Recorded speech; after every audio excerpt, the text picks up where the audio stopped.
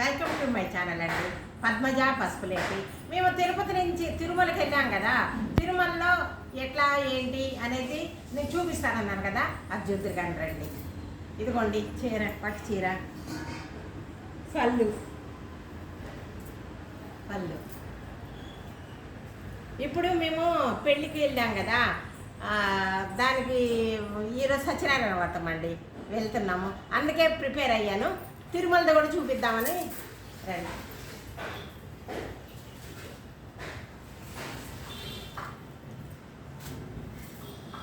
తిరుమల వెళ్ళినప్పుడల్లా నేను ఫోటోలు కంపల్సరీ తీసుకుంటానండి.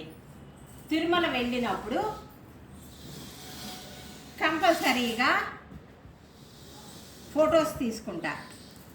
వాళ్ళు అక్కడ 100 రూపాయలు ఇస్తే మనకి ఫోటోలు తీస్తారు. కాబట్టి నేను అక్కడికి వెళ్ళినప్పుడు మాత్రం కంపల్సరీ తీసుకుంటా. ఇదిగోనండి, అవి మిగిలినవి కూడా చూపిస్తా. ఒకరోజు ఆ వీడియో చేస్తాను. మేము వెళ్ళినప్పుడల్లా తీసుకున్న ఫొటోస్ చూపిస్తా.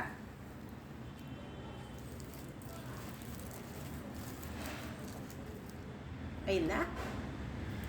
తర్వాత ఇదిగోనండి, మేము 4, మా కోడలు, మనవడు, నేను, ఈయన మా వారు. మా అబ్బాయి రాలేదండి, చిన్న పని ఉండి రాలేదు. మేము మాత్రమే వెళ్ళామండి. ఇదిగో అది చూపించండి మన ఇద్దరిని, దీప్తిని, నన్ను.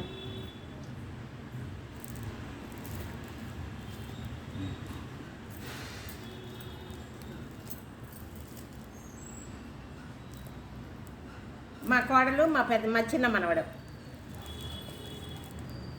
మేము వెళ్ళినప్పుడల్లా కంపల్సరీ తీసుకుంటానండి నేను ఫొటోస్. ఇది మా వాడొక్కడే.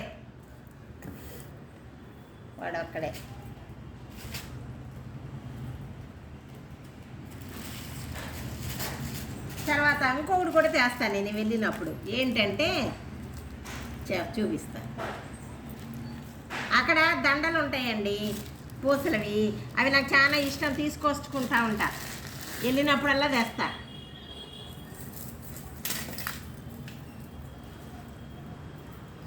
ఇదిగోండి,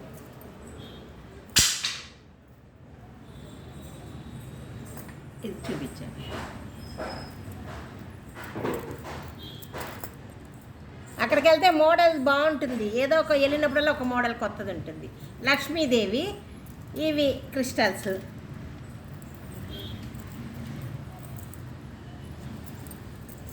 ఇది కూడా లక్ష్మీదేవి, వేరే లేదు, అన్నీ ఇవే క్రిస్టల్స్ మార్పు.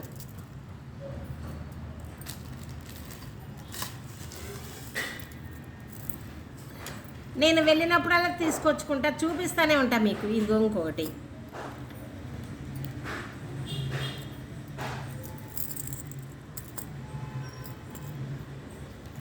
కొంచెం చౌకగా కూడా ఉంటాయండి, ఖరీదు ఉండవు. ఇదిగోండి, ఇది చూపించండి. మంచిగా పై వరకు చూపించాలి, 4 నిదానంగా చూపించండి. ఏడుకొండలవాడ వెంకటరమణ గోవింద గోవింద, ఆపద్బాంధవ గోవింద గోవింద, అనాథ రక్షక గోవింద గోవింద. మళ్ళీ ఇంకొక విషయం అండి, ఏంటంటే మనము వెంకటేశ్వర స్వామి గోవింద, ఏడుకొండలవాడ వెంకటరమణ గోవింద అనుకుంటే 7 తరాల వరకు మన పాపాలని కడిగేస్తారంట ఆయన. వెంకటేశ్వర స్వామి 7 తరాలు, ఏడుకొండలవాడ వెంకటరమణ గోవింద అనుకుంటే చాలు. ఇంట్లో కూడా మనం అనుకుంటూనే ఉండాలా.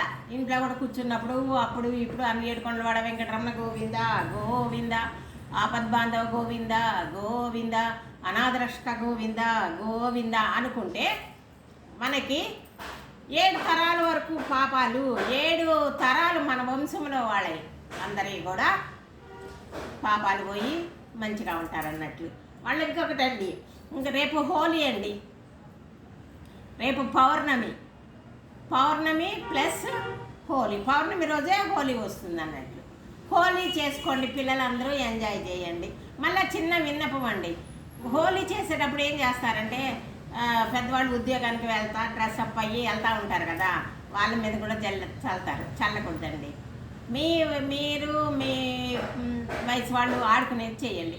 వాళ్ళు ఉద్యోగానికి వెళ్తూ ఉంటారు కదా, మీరు చల్లినందువల్ల వాళ్ళ డ్రెస్ అంతా ఖరాబ్ అవుతుంది. మంచిగా నీట్గా తయారై వెళ్తారు ఆఫీస్కి.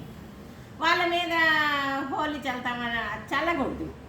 చల్లకూడదు. కొంచెం బుట్టులాగా పెట్టండి, లేకుంటే అంతేగాని మా డ్రెస్అప్ అయిన వాళ్ళని ఖరాబ్ చేయకూడదండి.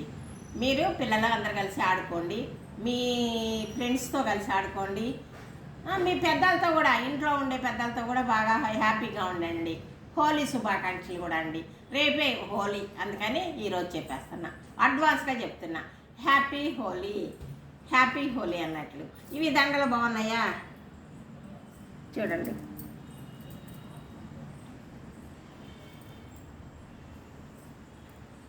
బాగుంటాయండి, అక్కడివి చాలా బాగుంటాయి. నేను తిరుమలకి వెళ్తే మాత్రము తప్పకుండా వరహాస్వామి కాటేజీలు ఉంటాయి చూడండి, అక్కడ టిఫిన్లు అవి కూడా ఉంటాయి, అక్కడే ఉంటాయి ఇవి. వరహాస్వామి మేము తిరుమల దర్శనం చేసుకుని పైకి ఎక్కేటప్పుడు బయటకు వచ్చినాక కోనేరు ఉంటుంది, కోనేరు రైట్కి నేరుగా పైకి ఎక్కాలి. అక్కడనే టిఫిన్ దొరుకుతుంది, అన్నీ దొరుకుతాయి, ఇలాంటి వస్తువులు కూడా దొరుకుతాయి, అక్కడే ఉంటాయి. అదే షాపులు ఉంటాయి, లైన్కి టిఫిన్లు ఉంటాయి, అక్కడే తినండి. కావాల్సిన పిల్లలు వెళ్ళినప్పుడే కదా మనం చేస్తాము, ₹1 ఖర్చు పెట్టుకున్నా పర్వాలేదు. తాపకి వెళ్ళంగా అన్ని వస్తువులు కూడా దొరుకుతాయి. మనకి దేవునికి సంబంధించినవి కొంచెం ₹1 ఎక్కువే ఉంటుంది తిరుమలలో. కాకపోతే ఏంటంటే మనకి కావాల్సిన దేవుడి కానీ వెరైటీగా కానీ ఇత్తడి సామాన్లు కానీ రాగి సామాన్లు కానీ అన్నీ కూడా దొరుకుతాయండి. అక్కడే తెచ్చుకోండి, కొంచెం డబ్బులు ఎక్కువ తీసుకుని వెళ్ళండి. మళ్ళీ ఇదివరకు తిరుమలకి తిరుపతి అనేవాళ్ళు, తిరుమల అని తెలియదు ఎవరికి. పాతకాలంలో అంతా తిరుపతి వెళ్తున్నాం అనేవాళ్ళు అన్నట్టు. కింద దానిని తిరుపతి అంటాము, పైన తిరుమల అంటామండి. అది ఇదివరకు ఏం చేసేవాళ్ళు, దేవుని దగ్గర ఇంత పెద్ద ఉండి అంటే ఓ చెంబో లేకపోతే చిన్న బింది లాంటిదో పసుపు కొత్త తెల్లగుడ్డకి పసుపు అద్దేసి ఎండబెట్టి దానికి కట్టేవాళ్ళు. మధ్యలో ఇంత రంధ్రం కోసి అందులో సంవత్సరం అంతా వచ్చిన కాడి నుంచి అందులో వేసేవాళ్ళు కొంచెంగా. అవి వెళ్ళేటప్పుడు వాడుకునేవాడు, ఆ డబ్బుల్ని అది తీసేసి ఆ డబ్బులు తీసుకొని వెంకటేశ్వర స్వామి ఉండి అనేవాళ్ళు. అది పాతకాలంలో వెంకటేశ్వర స్వామి మా ఇంట్లో ఉండేది, మా ఇంట్లో కట్టేవాళ్ళు అట్టనే. ఇప్పుడంటే డబ్బులు లెక్కలేదు, అప్పుడు డబ్బులు కొంచెము ఉంటాయి, కానీ దేవునికి మన ఖర్చు పెట్టుకోవడానికి అనే ఉద్దేశంతో దేవుని ఉండి పెట్టేవాళ్ళు, వెంకటేశ్వర స్వామి ఉండి అనేవాళ్ళు. దాంట్లో మనకి నెలకి బిజినెస్ వాళ్ళకి బిజినెస్కి రోజు వస్తాయి అని ఎంత అని వేయండి. వేస్తే ఆ డబ్బులు మొత్తం మీరు వెళ్ళేటప్పటికి ఉండి మొత్తం నిండుతుంది. ఆ ఉండిలో డబ్బుల్ని వెళ్ళేటప్పుడు అక్కడ కావాల్సింది కొనుక్కోండి, ఖర్చులు పెట్టుకుంటే మీకు అన్ని విధాలుగా కూడా బాగుంటుందండి. ఇదిగోనండి, ఇదేనండి నా వీడియో బాగుంటే సబ్స్క్రైబ్ చేయండి, గంట కొట్టండి, షేర్ చేయండి, లైక్ చేయండి, పద్మజాని ముందుకు పంపుతారని అనుకుంటున్నానండి. ఇదేనండి నా వీడియో. ఇంకా మంచి వీడియోలతో కూడా చేస్తాను, చూడండి. నమస్తే అండి. సర్వేజన సుఖినో భవంతు. ఇంకొక మంచి వీడియోతోటి మీ ముందుకు వస్తానండి. బాయ్.